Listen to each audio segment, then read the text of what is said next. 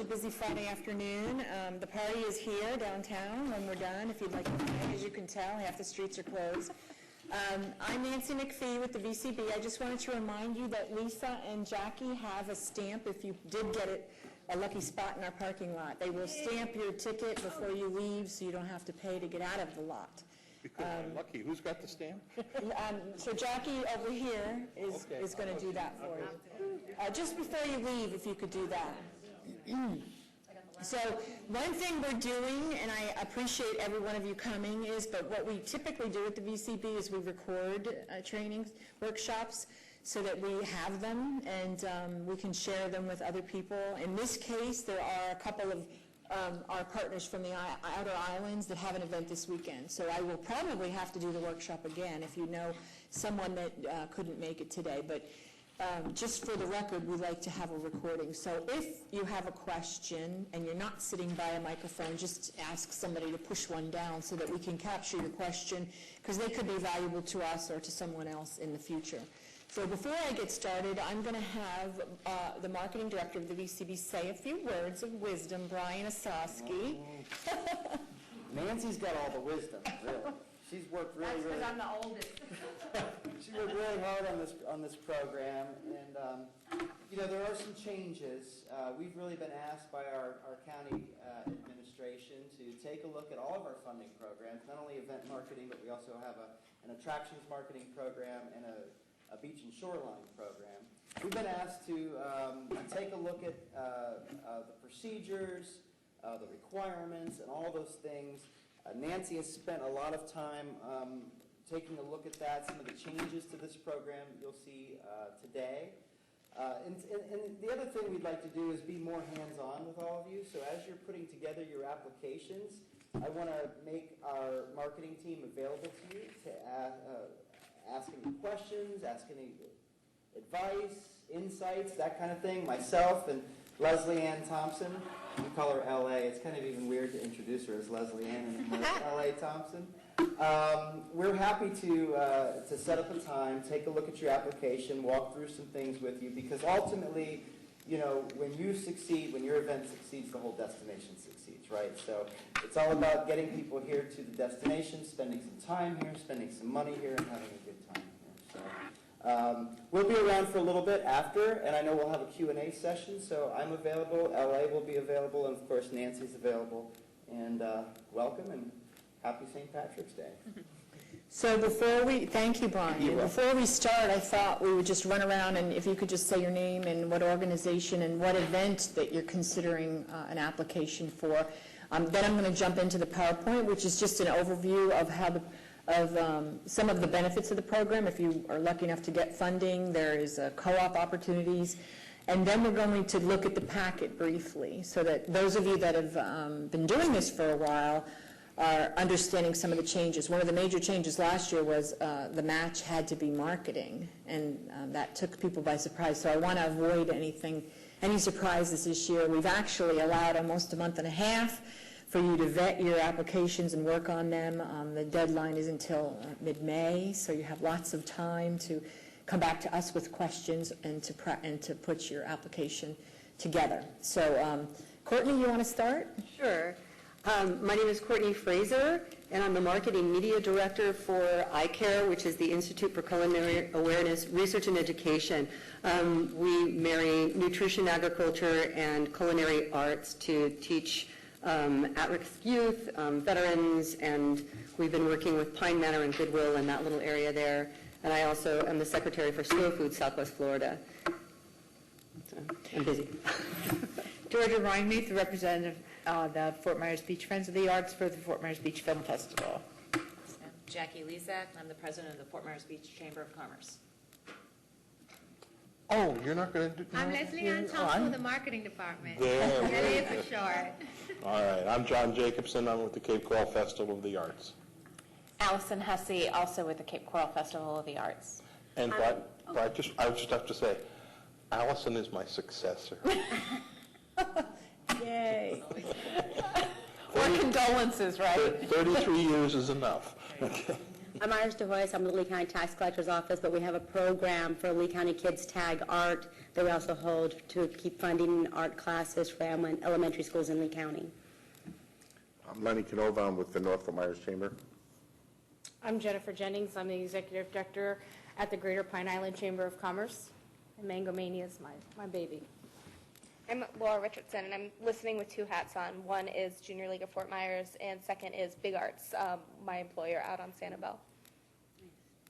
Hi, Julie Bechta with Paradise Creative Group. Marketing agency, in case you don't know. Devin Parker with the Sidney and Byrne Davis Arts Center, and we're here for Smoke on the Water. Jared Beck with the River District Alliance, and I am here for the River District Holidays, which was anchored by a multi-day, multi-weekend creative arts market. Thank you all for coming. And I do want to recognize Jackie and Lisa, who are our admin staff who helped me administer the program. Lisa's the one that actually will reimburse you for your good marketing spend. So you need to be nice to Lisa. Okay, so we're just going to run through the PowerPoint real quick. You may recognize some of it from last year. I just wanted to remind everybody that there's 3 different things that we can share with the community as far as tourist tax. The big one is the Beach and Shoreline Program. That's about $10 million a year, and it's specific to beach and shoreline enhancements throughout the county. But 2 of the programs fall under the marketing department and are paid for out of the tourist tax that we allocate to marketing, which is more than half of the tourist tax that comes into the Bureau.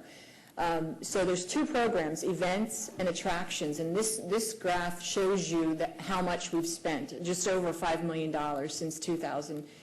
And the bulk of it has gone to the attractions marketing program, only because there's a little bit more budgeted for that program. There's about $375,000 that's available and shared by about 30, this year I think it was 37 or 39 nonprofit attractions.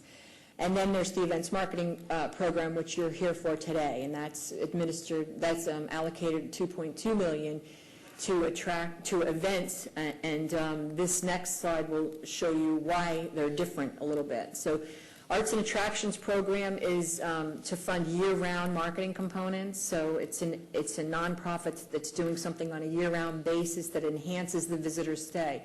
You're able to spend that, you have been able to spend that locally, that marketing, because we don't consider what you're doing a lure for tourists. We feel like you're enhancing those once they get here. So we're not relying on you to drive room nights. We're relying on you to show the people that are staying in those rooms a good time when they get here. So it's very important.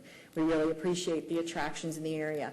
It's non-reimbursable, meaning once the allocations are announced, come the new fiscal year, which starts in October, we actually have a check reception and you receive your money up front in November. So remember that. It's nice to get the money up front and to not have to wait to get reimbursed. There's a $25,000 cap per request, and I don't think we've funded that much in 5 years. Most of them get between, I would say, $8,000 and $15,000, and the lowest we go is about $2,500. So there is a match encouraged, but we don't police that. Each year we've asked the attractions to put some skin in the game and try to show us how they can spend some marketing dollars on their own just to get them on their feet should the program ever end. And then there is a final report that requires measurables. However, the program that you all are here for today is a little bit different. There's a lot more stringent rules involved. So I'm going to commend you in advance because it's not an easy program. It takes a lot of work. Some of you may not have a paid employee to help you, so we appreciate the effort you put into it. But your events are important to us, and those events must be multiple day, and the more you can make them, not just 2 days with one overnight, but the more you can make the potential for them to extend, the visitors to extend their stay beyond just 1 night or 2 nights, maybe even 3 or 4, the better you'll be in this program. And as we move forward, those are one of the things the subcommittee is going to look at. You know, how can we increase the number of room nights by extending stays. You know, we know you can bring them in for one night or maybe two, but is there anything we can do on either end that would maybe drive that up a little? So as Brian said, part of strengthening the program includes moving the needle on generating room nights. So multiple day has to occur. The placements that you're going to make with the funds that you get through this program have to be out of area, because that is how we hook them into staying. You're going to place your advertising in an area where, oh, we're going to have to go for the weekend because they live that far away. The program is by reimbursement, so when we have our subcommittee meeting in June, we'll have the subcommittee meeting in May, and then the TDC will finalize the recommendations in June. Come the new fiscal year, because we have to wait for the Board of County Commissioners to approve the budget, we will issue you a purchase order and for the amount that you've been allocated. And then you can begin your advertising, and you would bill us as you advertise. Most just bill us once at the end, you know, but some people want to bill us, you know, intermittently, that's fine. But you will get reimbursed based on proof that you placed the marketing pieces where you said you were going to place them.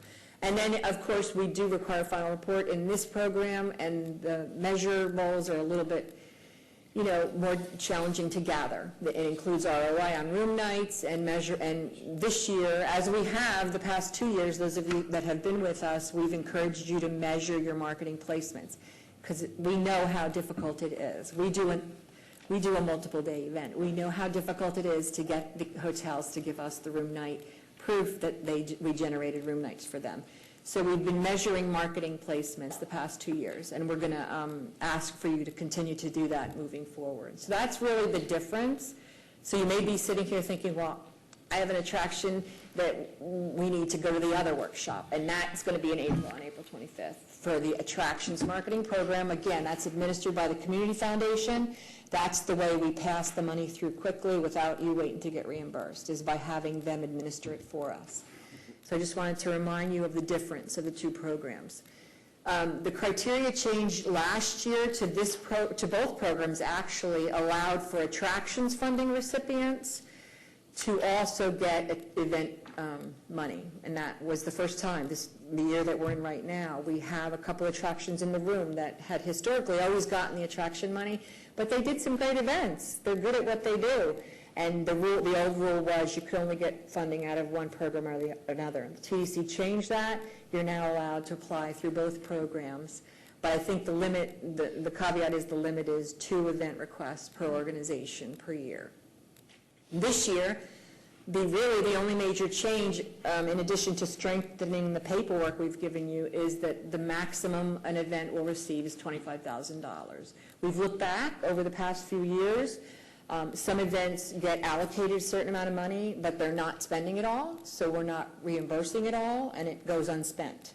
And last year, I think, I didn't bring the current spreadsheet down, but last year we didn't fund all of it. We have $200,000 available in this program, and we didn't distribute it all. So we feel like maybe we should lower it. We'll have a cap of $25,000. We'll hopefully generate some interest in some new events, and everybody will get what they need and spend what they get. So how can you be a successful partner in this program? You're all already enhancing the visitor experience and the awareness of Lee County by being here and placing your marketing out of areas, so we appreciate that. You need to create and maintain a listing on the Beaches of Fort Myers and Sanibel's consumer website. And if you've received funding from us before, you're doing that. That's great. And that's free. So if you know of another event in the area and they're not doing it, please encourage them. It's very easy to do. Our intern that's in charge of that is not here this afternoon, but he's very good at assisting you should you need help. Josh is his name, and we'll connect you with him if you need to be. The most important one historically has been to collaborate with lodging partners to generate room night revenue. You need to work towards becoming sustainable, and when I say that, I mean what else are you doing to fund your event? How is your sponsor program going? You need, you know, we hope we'll always be here, but in case those of you that are touched by tourism on a daily basis, I know Jackie and Georgia are probably aware of this. tourism is under attack in some neighborhoods, in Tallahassee for one. So what would happen if, similar to what is happening perhaps to Visit Florida, what would happen if that happened here and the funding were to go away? So that's why we need you to work towards becoming sustainable. We want you to include the Beaches of Fort Myers and Sanibel's logo on all pieces produced with Tourist Development Council funds, and we can tell you how to do that later. Participate in marketing workshops other than today. So we have a series of team tourism workshops. We have monthly sales and marketing workshops that do not occur right now in season. We do them off season. We have the travel rally coming up on May 2nd at Lakes Park.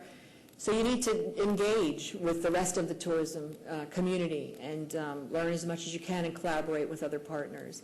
And you need to measure and report back to us on the effectiveness of your marketing efforts. So these are the things that, if you do all of this, you're going to be successful in this program. We've had a couple of folks come in. You guys want to say hello and tell us where you're from and what events you're representing today? Hi, I'm Tom DeMarchi, and I direct the Sanibel Island Writers Conference through Florida Gulf Coast University. I'm Cia Sherman. I'm with Six Bends and Six Bends Harley Davidson, and we have our annual Bikers for Babies as well as our anniversary event every year.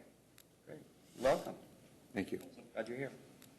So this is an excerpt from the packet, but I thought I would just review it with you real quick. These are some of the examples of items that are eligible through this program. The creative design of advertisements, printing for out-of-area placement of pieces, copying of pieces going out of area, you must document where they're going for us. So that's something that we're going to request. Media buys for ad placement in newspapers, magazines, radio, television, digital, and social. Brochures or program creation, which are, again, distributed out of area. And it's great that you're distributing locally, we just can't pay for that piece. So split out the piece you're sending out of area, that's the piece we'll pay for.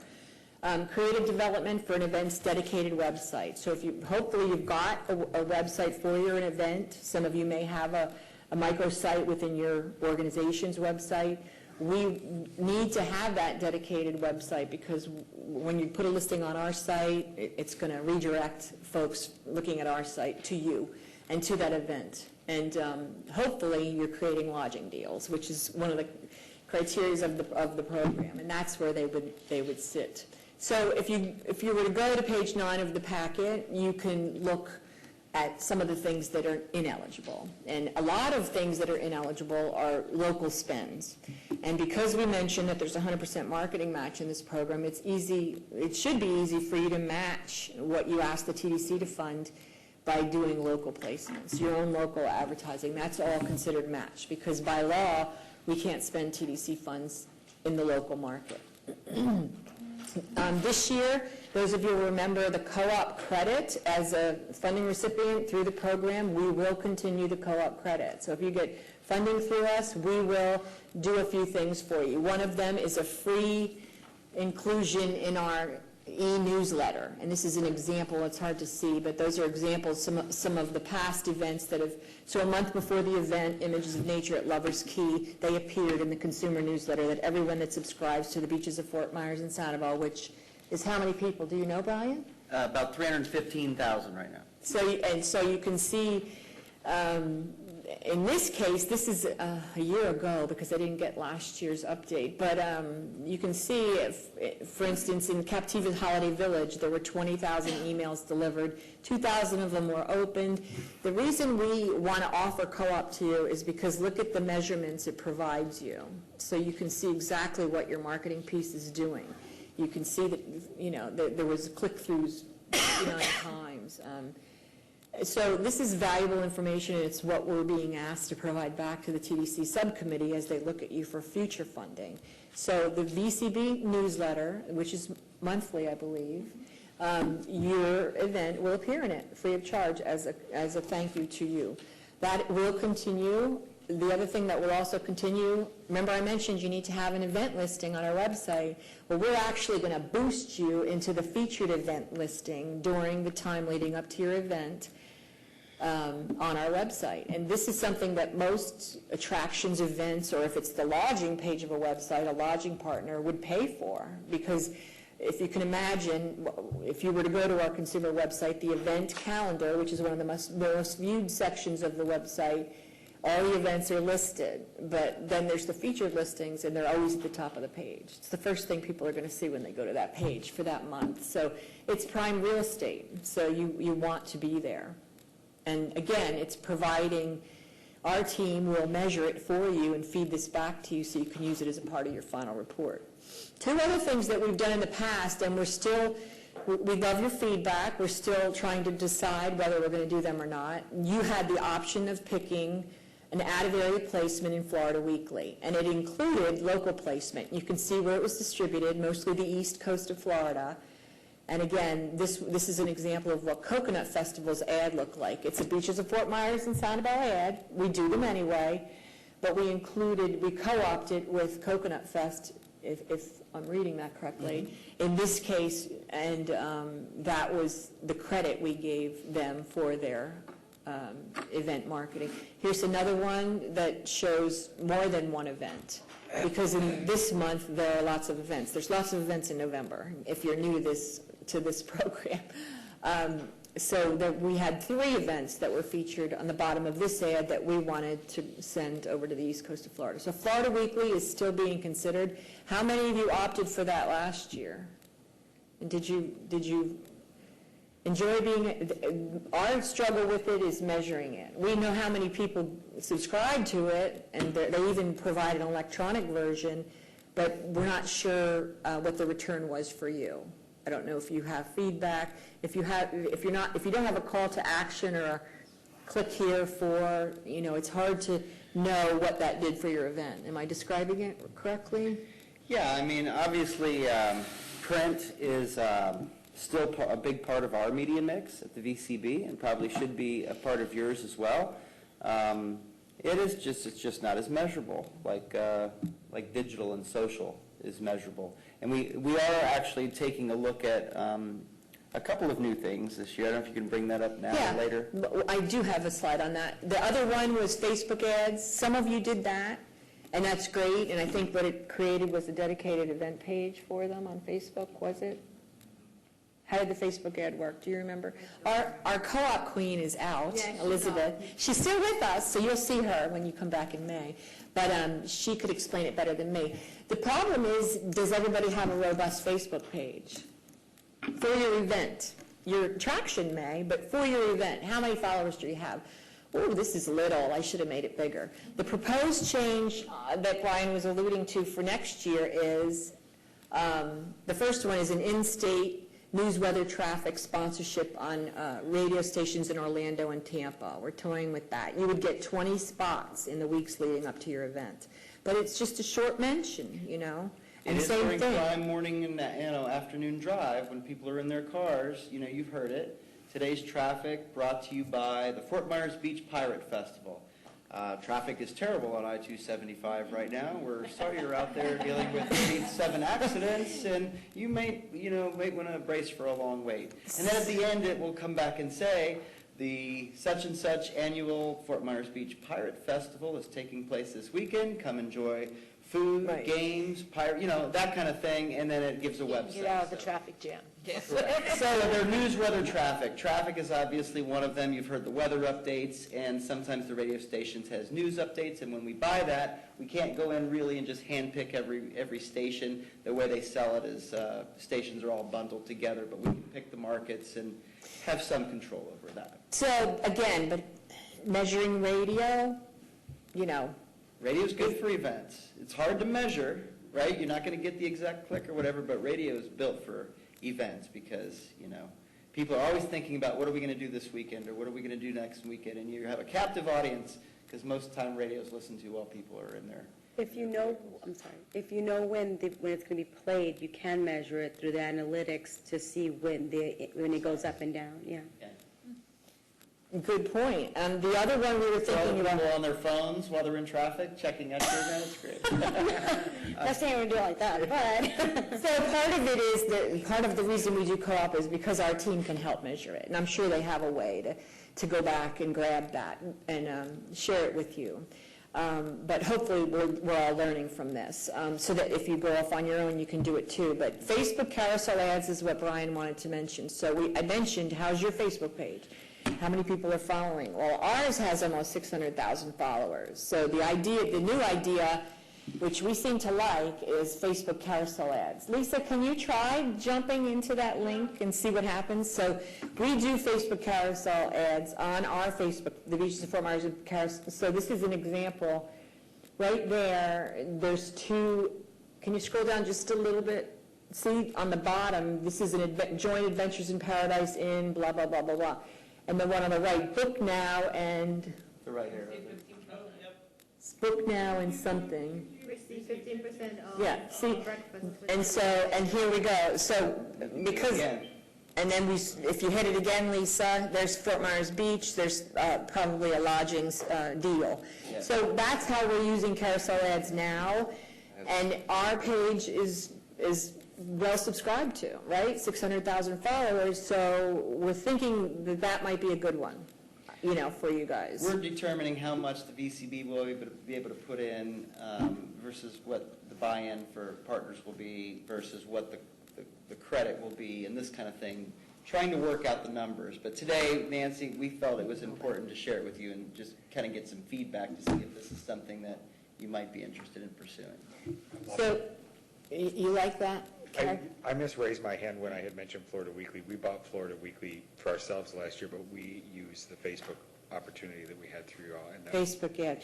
just outstanding. And we have definitely gained very large numbers on our regular Facebook as well from that. So I think that, we will be deciding as a team and then sharing the results of what we think will work best for you at the June workshop when we meet with the subcommittee and you come and talk about your events. We will know then, and then you will be able to choose, from 3 or 4 options, which ones you want to do. You can also opt to buy into some of the ones that we don't give you for credit with your own funds. And again, that could be used as part of your match in the program. If you can't expend TDC dollars on co-op. You could go in today and see what they've got. If Devin has an event in April, if there's any co-op left that might be appealing to the Smoke on the Water, and since she didn't ask for it in her grant request, she can expend her organization's funds, and then it helps her fulfill the marketing match. We're actually doing that, so. Good. Did you have a question, John? Yeah, I do. Would you have any objections to us embedding pieces of your Facebook page on our websites? That's a Brian question. Embedding? Yeah. Linking. Not just linking, but embedding. I mean, I can embed Facebook in our website. Well, I have our Facebook page embedded on our website, in fact, on a lot of different websites. So that it runs. So that you're actually, when you're there, you've still got our masthead, but underneath it, your Facebook page. Oh, and you're seeing the feed. Yeah, it's a widget that shows you what's being posted. If they post anything, it'll just bump it down, and you can actually scroll through it. Yeah. I don't know. Let me give that some thought. Yeah, I'd like to know. I can't see any harm with it because if they click on any link in it, it's going to pull them out of there to you. But it's. Why wouldn't you have your Facebook page? We do have a Facebook page. All right, and our Facebook page is already embedded on our website, so even if you're not going on Facebook, you can still have the Facebook experience on one of our pages. But we could also put your Facebook stuff on our website, which can only be good, I think. But For us, it could. I'm not sure how it would be good for you, though. Yeah, let me give this some. But the more traffic we drive, the more subscribers you get. The people to discover it. We're Because just being good partners. we're being good partners for you, and especially for us, when you're advertising us, then that's a double whammy. So think about it. And let me know. Okay. Is there any other question? question? Do that. Every time I do it, it does not work. So I'll have to get with you. Okay, so what I'd like to do is go through the packet, but before we do, I wanted to just show you a revised version of the timeline, because the timeline on the website, I changed it today. So one of the things, because we've given you a good long time to put your applications together, one of the things that's been requested is that you get together with the VCB, the marketing team, LA, before you click send on May 11th or whenever the deadline is. And so I thought the easiest thing for LA and I, because our calendars are really crazy, is to dedicate some time on our calendar. So we've picked May 4th and 5th from 9 to 11 a.m., and I'll send you a reminder as we move forward. Everybody that's in the Fondant portal that's working on an application will get a reminder. Please confirm your appointment time, and we'll have you pick a half hour or 45-minute block on one of those 2 mornings to come in and share. You can share your marketing plan with us electronically, and then we can perhaps even do it by conference call. But that is one of the things. Last year, the events marketing subcommittee workshop was a marathon. It went probably through almost a very long time. And so what we'd like to do is anticipate some of the questions the TDC subcommittee may have of your marketing plans and go through them with you, so that what you're presenting to them is the final version, and we don't have to go back and say you need to clarify or you need to adjust this or that. And what they see is clean and hopefully approvable right on the spot. So that is just a day, 2 mornings. You just need to pick a block, probably a 45-minute block on one of those mornings, if you intend to push through an application. So the deadline to submit requests is May 11th. That's when we review them, and then we will present them to the subcommittee to review, and we meet in person again in this room on June 15th. They will make recommendations at the July TDC meeting. The full TDC, because the subcommittee is just a small group of them, will approve the allocations for next fiscal year. And again, come October 1st, we'll be cutting purchase orders and contracts to all of you, and you can begin. Now, those of you that have events early in the fiscal year, perhaps in October, we do have a way for you to start making your marketing placements before the fiscal year ends, and we'll still reimburse you for them. You just can't do them too early. So probably we would say August 1st you can start placing advertising, because again, you're going to have to bring us back copies of everything you place for reimbursement, and anything earlier than August 1st would probably, we need to go as close to the fiscal year as possible. So that's the timeline in the packet. That's the web address. It's leadvcb.com, our partner site, which you all should be familiar with. And you'd go to the funding page for events marketing, and that's where you jump into the portal. And in this PowerPoint, which I can make available to you if you want, I think it might even be on the partner site, are the instructions, for applying for the funding.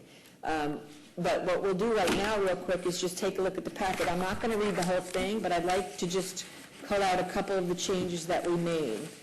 So I put a little table of contents on the front. We were trying to make it as few pages as possible, but it still ended up being 15 pages. However, 7 of them apply to the eligibility program guidelines and criteria. The rest of them are appendices, which I thank LA for. She went through this with a fine-tooth comb and spent a lot of time cleaning it up and just trying to make sense of it. So a lot of it is going to look familiar. You just need to, especially if you're new, be sure that you're eligible. And the first, page 3, is going to discuss how to become eligible. Under program guidelines, the 3rd bullet is the new one. The maximum award an event may receive is $25,000. Not everyone here got more than that anyway, so it really doesn't apply to too many people. I talk about on page 4 the final event report, when it's due, how our logo needs to be on all collateral. If you jump down to application instructions, we mention here that prior to submission, event organizers must meet and share the marketing plan with the VCB, and that's where I alluded to those 2 May dates, May 4th and 5th, from 9 to 11 a.m. That's how you're going to comply with that request. All right? So for criteria, evaluation criteria starts on page 5.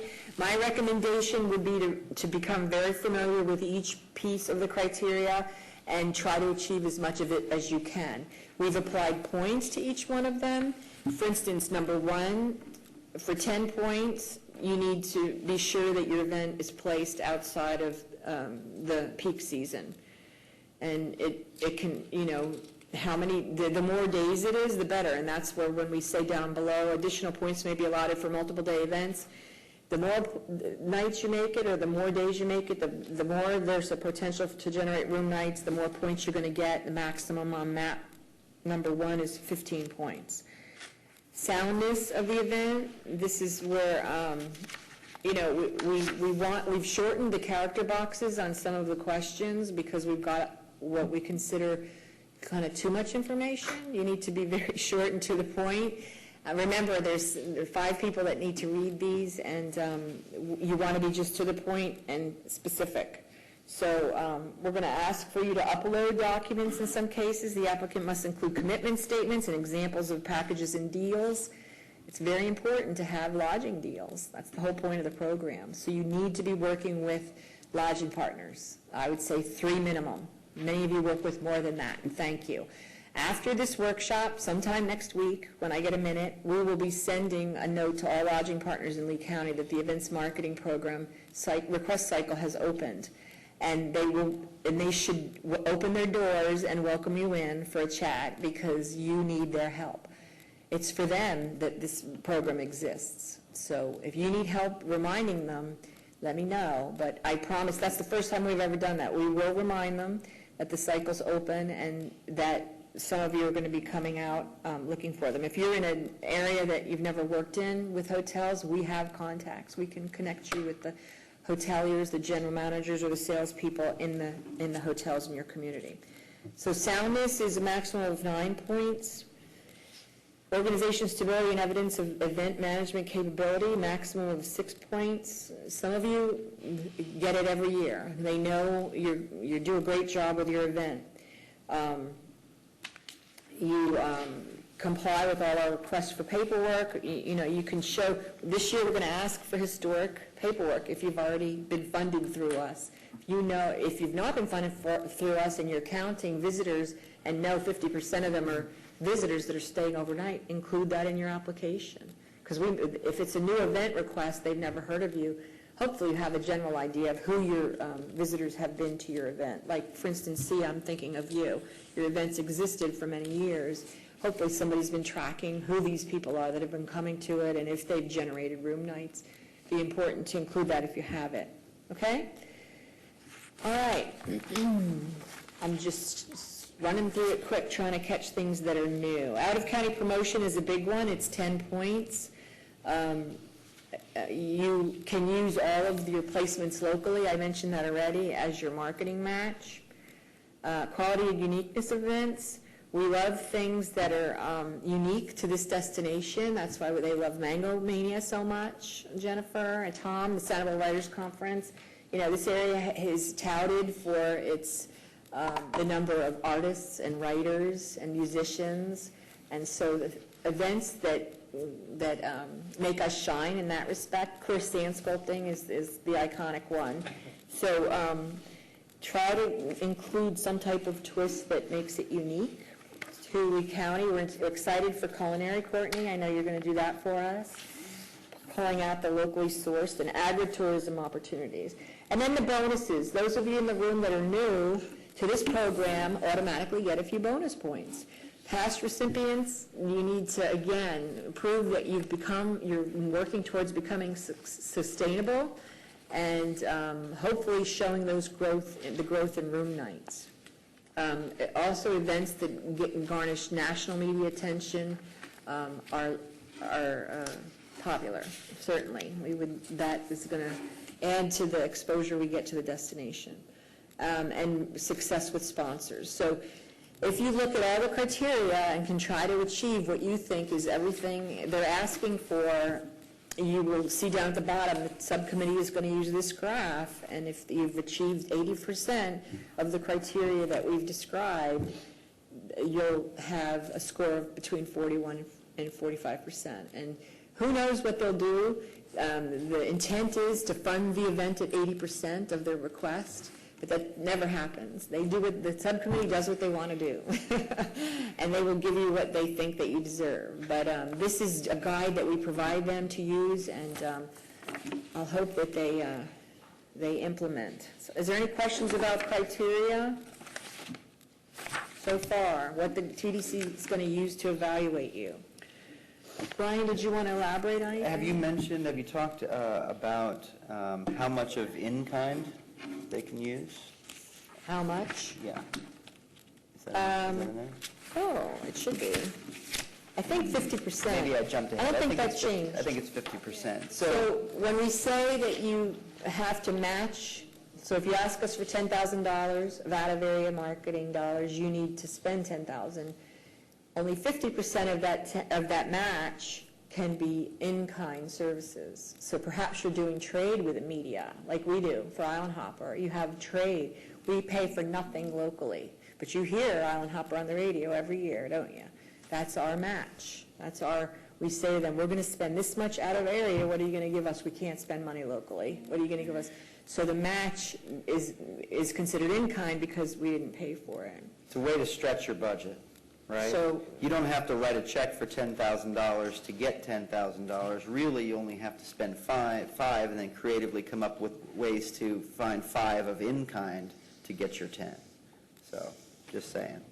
If you have a media sponsor that's involved with your event that says, here's $2,500 worth of in-kind media, well, there's your in-kind. That's $2,500 that you're getting value out of, but you're not having to write a check for.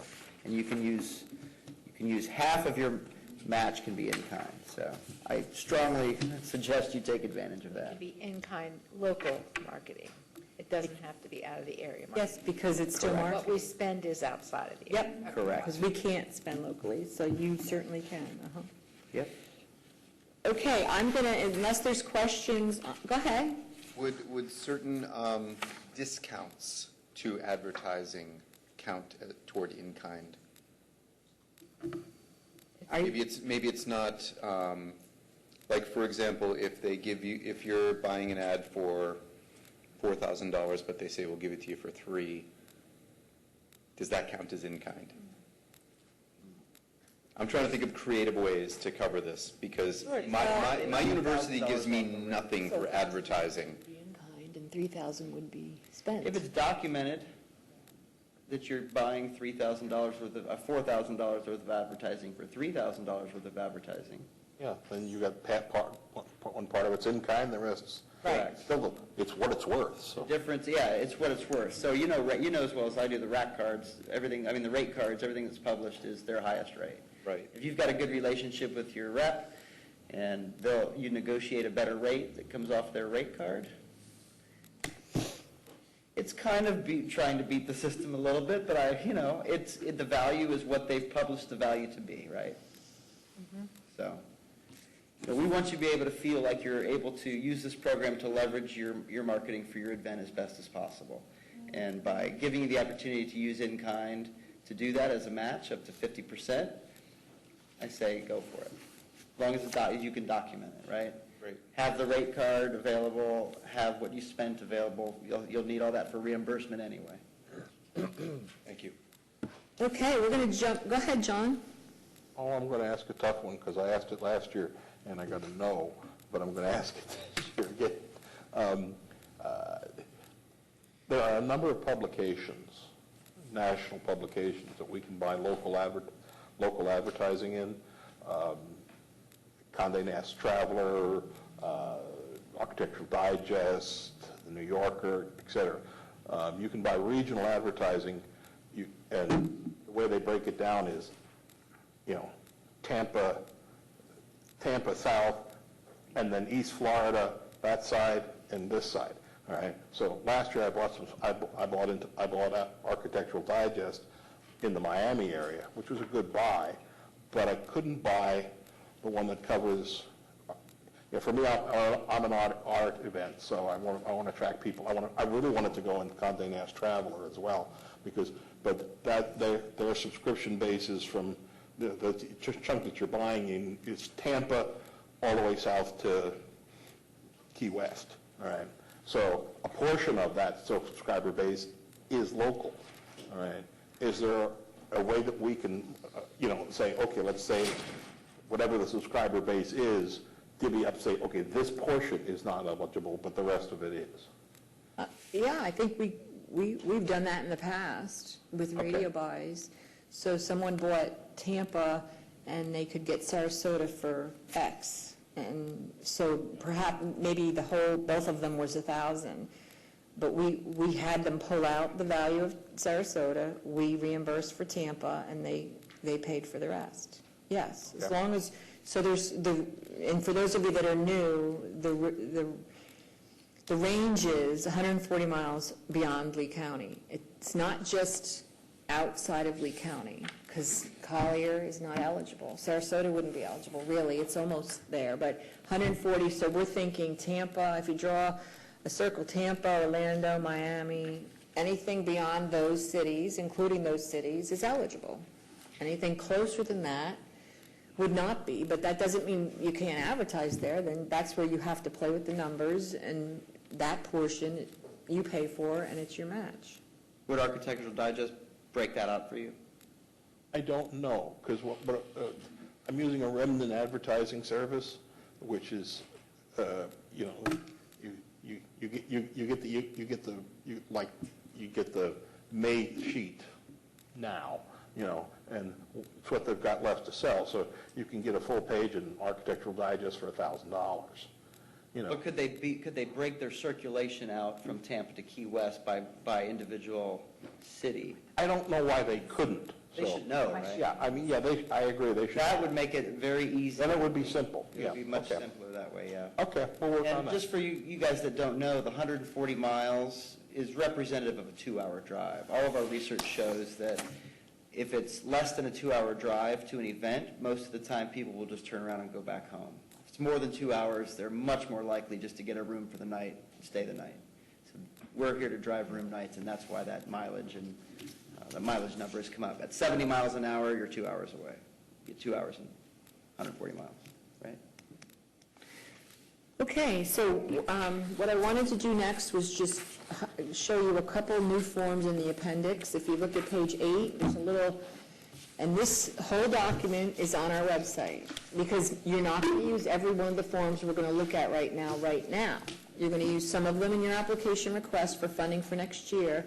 Some of them are going to be used when you do your final report at the end of next fiscal year, when you're requesting your reimbursement, okay?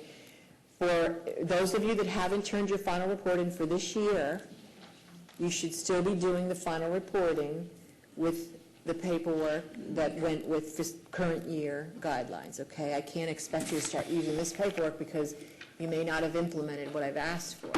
So this document is for next fiscal year's funding. So if we look at the appendix, the first big one, of course, is the eligible expenses. And we talked about those that are eligible already.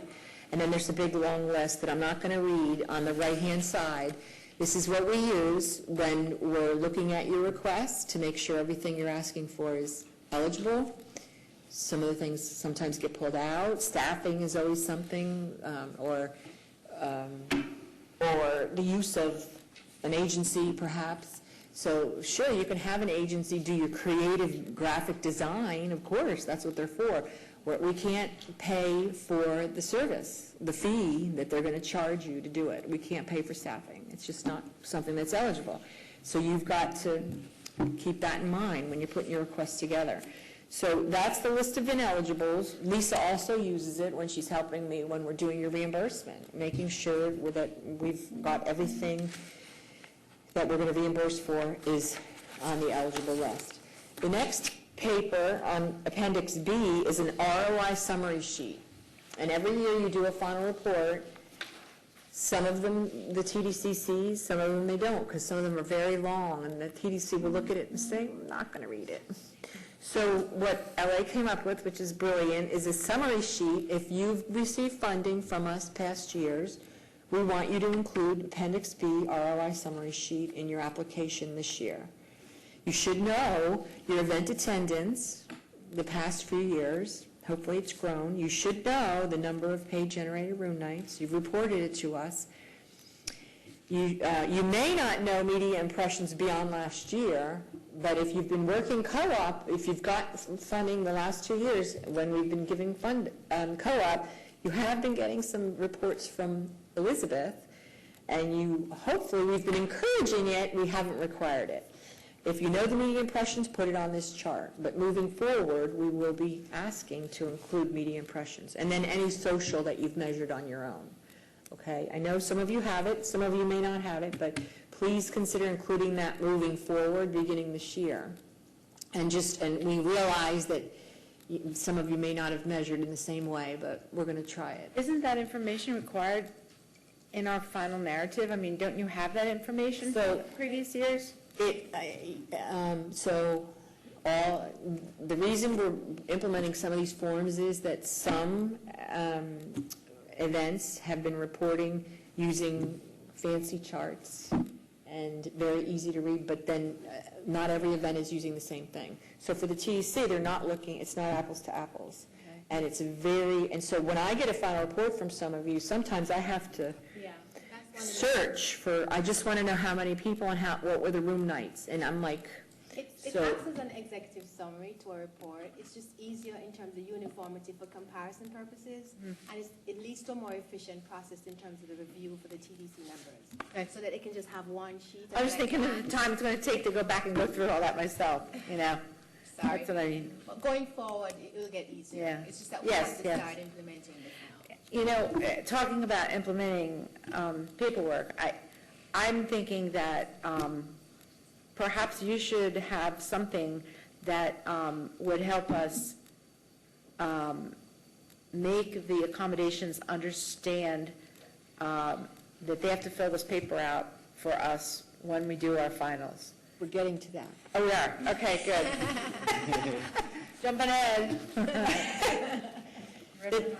Appendix C, because Appendix C will also be used when you're requesting funds in your application coming up.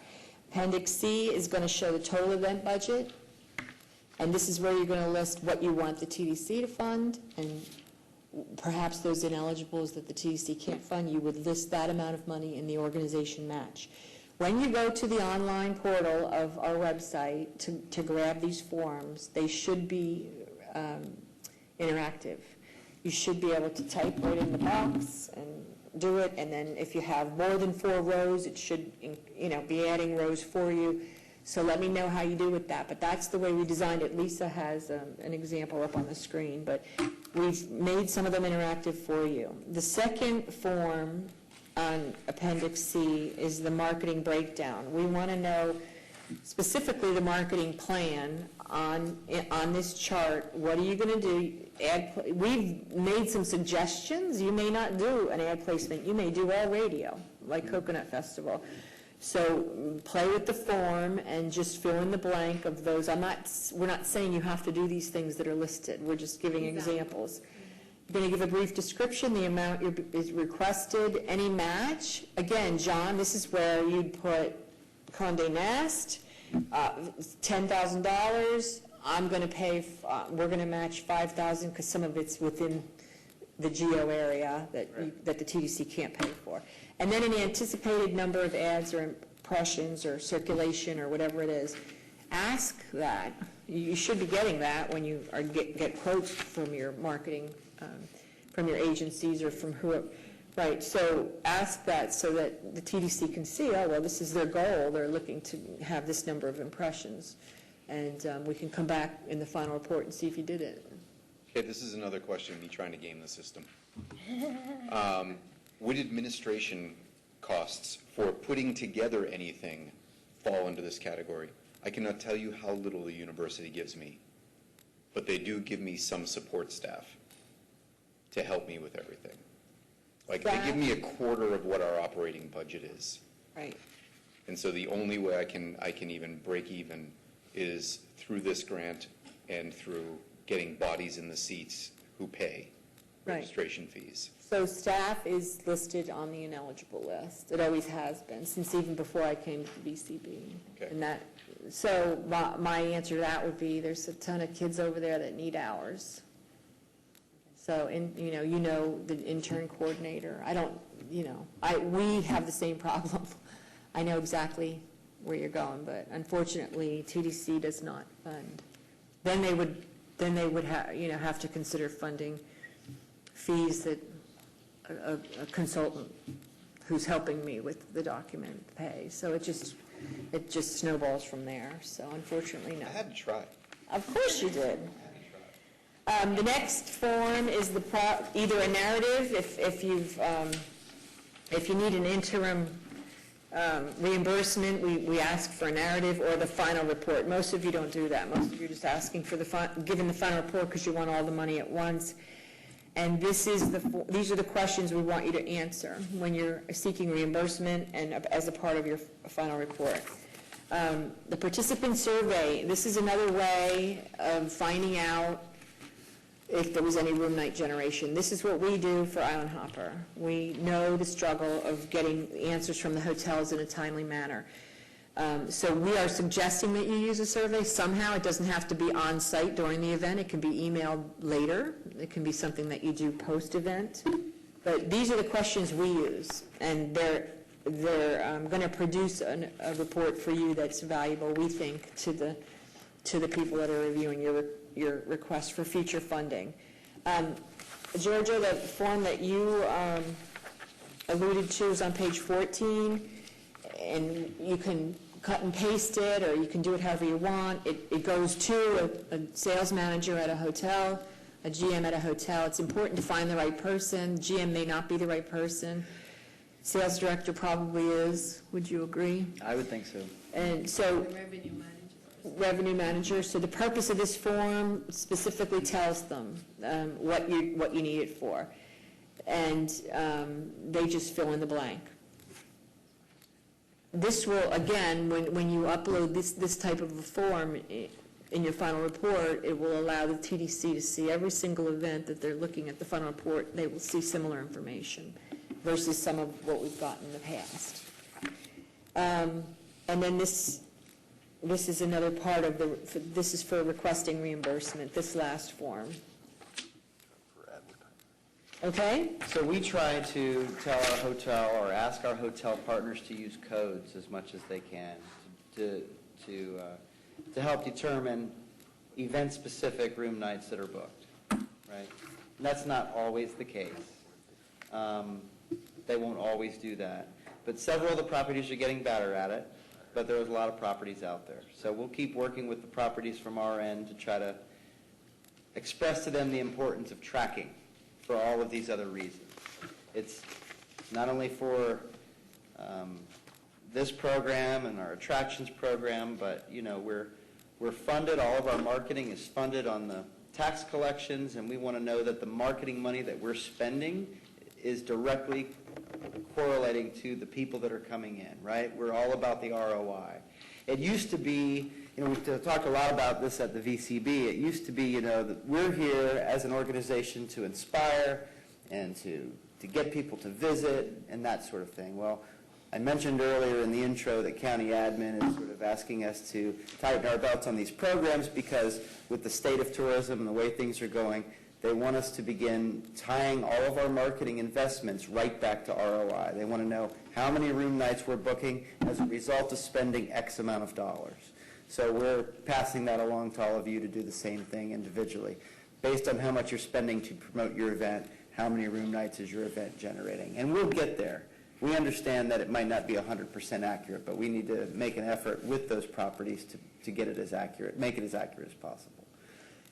And I don't think any of all we've done is maybe created a couple new forms for you. I think everything we're asking for, we've always asked for, but now, and we've encouraged it, but now it's becoming more of a requirement in order to move forward and to continue. So now, there may be an event that we funded for years and years and years, and they got X number of dollars. Now, if there's not more attempt and proof of room night generation, the money could start, they used to have a 4-year rule, Georgia will remember, and they never abided by it because they love the events, but we've been tasked with producing more revenue from them, so. And I think that all starts at the beginning to initiate the relationships with the lodging partners up front, right? You know where your events are taking place. You know the hotels that are in and around the area where your event's taking place. Those are the people that you should start with. Bring them on, make them a partner in your event.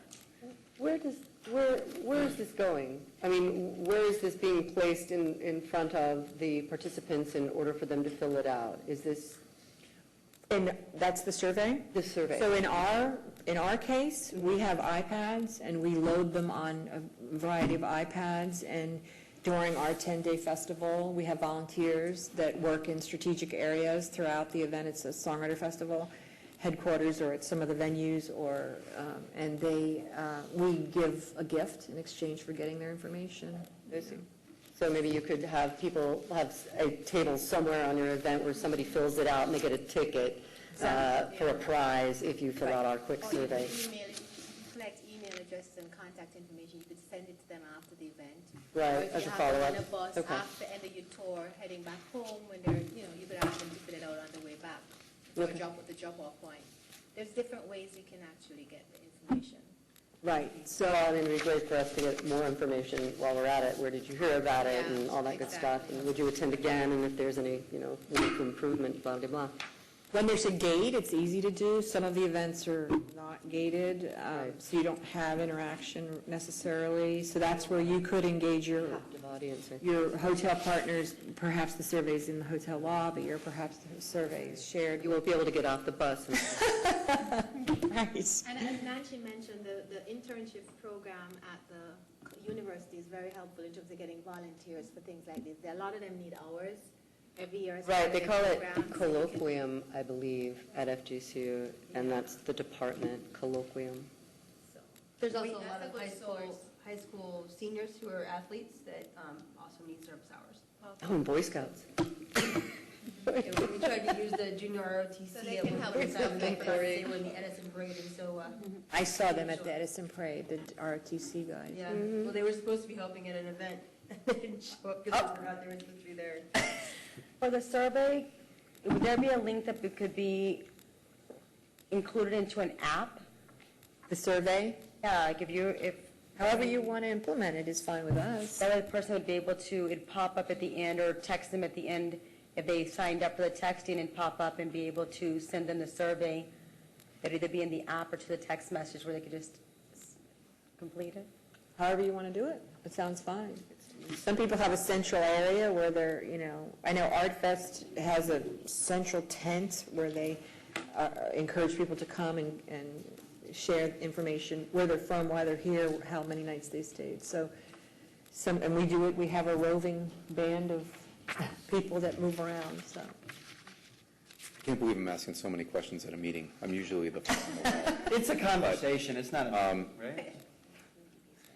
So every year, we actually have a good response rate for our evaluations because it's a writers' conference and people are very wordy. And so we hand out these evaluations. They always hand them back in. But my problem is partnering with more hotels. We've been partnering with the same 3 facilities for the last few years, and they're great, but not everyone stays at these places. And, last year I called like 10 other hotels that I saw trending, because people fill out these evaluations, and I say, where did you stay? How many nights? And like half of them are at other hotels besides the ones we partner with. So do those still count? Yes. Okay, They good. absolutely count. Okay, good. And I would like to partner with these places, and I called them, and they don't even call me back, or I don't know what more to do. Well, yeah, so I would suspect that the people that are staying at hotels other than your partner hotels, it's because of rate. It is, absolutely. Might not even be on the island. So I've always encouraged, I remember a few years back, it's been many years actually now, maybe when John was there, the sand sculpting, there's only so many rooms on Fort Myers Beach, right? And it's a popular event, so go off-island, perhaps maybe identify a few off-island partners. Right, that- like I tried La Quinta. Right, residents Never in. call me back. So maybe we need, so if you have, let's do this for you then. If you have a hotel that you would like to work with, but you can't get a response, why don't you tell us who it is? Okay. And they'll get a letter from the VCP This is saying. what I'm, the muscle. Did you know that we give this particular event tourist tax dollars that you collect? Can you please work with him? And they So, have proof that people have been staying at your property. Right, and a lot of students want to stay there because they don't want to drive all the way from Right. campus in the morning, it's Right. 7 in the morning, it's like a 45-minute. why don't we do that then? So instead of just do a blanket lodging, why don't you all share with us the hotel partners that you would love to have as a partner? Think about people outside of it's great that you have them right in your neighborhood, but think about a few outside, like Jared, the Forum has been great. They've been great partners, and they're not that far away from downtown, so. And we'll direct it to those people in particular. And the reason I asked whether they count is because I can't prove, because I'm not partnering with That's these why- people, and so they don't give me. But that's why we're reports. asking you to survey too. We know that. Yeah, the survey, it says I stayed 4 nights at La Quinta or whatever. We absolutely are living the same thing. Okay. And we're the VCB, believe it or not.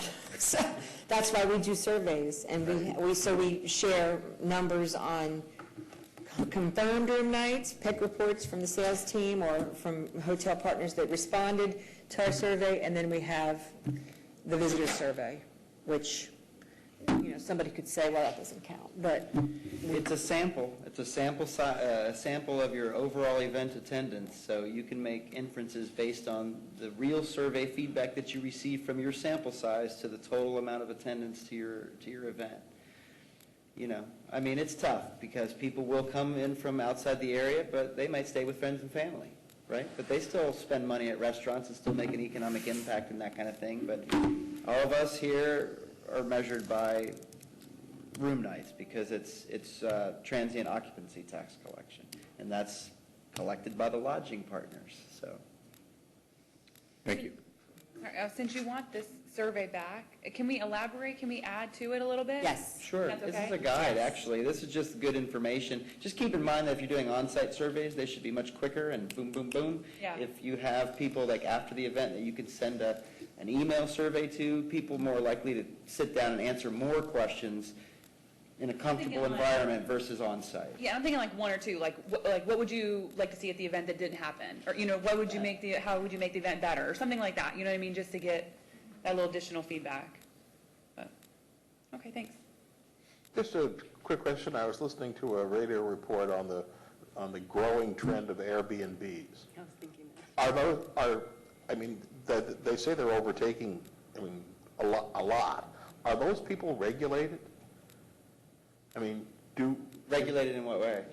They pay, Lee County has a deal with Airbnb, they pay tax. They're part of our. They're paying, tourism they're tax. paying, counts. they're They paying are the bed collecting it and paying the tax, correct. Okay, so those are people that we want to try and get a hold of then, to count room nights, because, bed and breakfast is just the same as a hotel night. I don't know, the tax office isn't going to release all of that. Is it the same, is it the same, and would it count? You can't go back to each of those owners and have them report. And I don't think the tax collector's office is going to get. It's okay, watch this. Shut up. No, it's a good question. It's a good question. They're paying. Trying to create more work. They're collecting the tax, but they're not going to measure for you or for us why people booked a room there. We just know that they're collecting the tax. And if they did, it'd be tangible business tax for the items within the property, within the real property. Yeah, those are tax collectors. Right there. I guess my question, are they paying the bed tax? Yes. Yes, Yes, they're paying the bed tax. correct. Okay, so if they're, You consider that a room revenue night then? I don't want to go. Correct. On that. I The just- county, correct. But breaking it down to like individual properties, reporting back to you, that'll be impossible. Yeah. I Right? just wanted to know if they were actually paying the tax Yes, they before I even tried to figure out how to use it to report. I just didn't, They are. Airbnb remits directly to the county on behalf of all of their owners. Is there any other questions? So we didn't go through the specific list of questions that's on the online portal, but typically what I do is next week I'll follow up with an email reminding you how to get into the online portal and where the guidelines are, and I will send you, we will pull out the question list so that sometimes people that aren't familiar with the online portal, it takes a little getting used to. I know some of you have done it before, but I think it's important for you to see the questions so that you can be prepared as you're preparing your application. So you know what, most of them are required, so you can't move forward through the application process unless you answer it. But I've tried to make those those of you that are new events, if you don't have historic information, we've tried not to make them required because rightfully so, you might not have the documents that we need.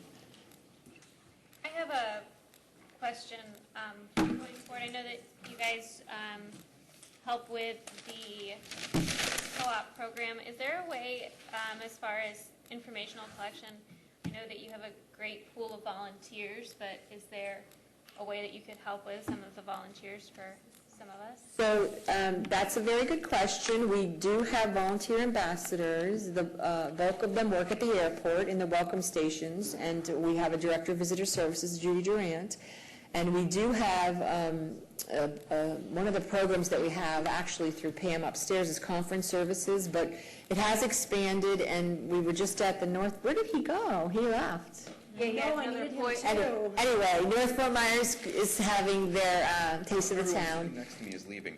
Art Fest, Fort Myers has used VCB volunteers. Taste of the Town has used VCB volunteers. It just depends on who's here. So many of them leave in the summer, and all of your events are off-season. So I think we've even put some at sand sculpting over the years. They've helped with Mango. They've helped me with Mango. So, Devin, if you have a specific request, you want to direct it to Judy Durant. Okay. And she's on, all of the staff members' emails are on that Lead VCB part of our website if you need to contact somebody. And she just sends a query out, and if they're available, they're available. So see what you can get through her, and then let me know. Sometimes we make our interns work some of your events because it's part of their experience here. So give them additional, hours if they need them. You could feed them too. If you feed them, they probably. Over 21, we can give them beer. No, we don't. They don't need to drink while they're working. But anyway, any other questions? I apologize for holding you late. There really is a party getting ready to start. 5 bands right downtown. Don't hesitate to call us if you have questions. Any of us can probably answer them. But we all are spinning a lot of plates just like you are, so might not answer right away. Thank you for coming. We look forward to seeing your requests in a couple of weeks. Thank you. Thanks, Elaine. On